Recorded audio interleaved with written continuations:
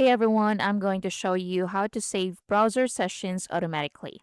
Now, if you want your browser to automatically save and restore your open tabs after closing or restarting, you can enable the browser's continue where you left off or session restore settings.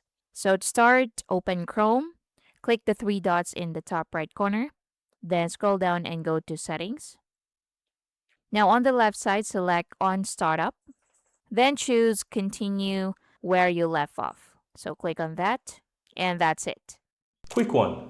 If you're finding this tutorial helpful, my team and I publish simply and easy to understand step-by-step tutorial daily. And I'd really appreciate if you hit that subscribe button to support our channel and of course so that you'll never miss out when we release videos just like this one every single day. Now let's continue. Now, if you accidentally close the browser or tabs and you want to restore it, what you can do is, so again, let's close this. For example, accidentally. Then let's reopen it. Select your profile that you're using. So as you can see, we have enabled continue where you left off. So when I open Chrome, all those tabs was restored automatically.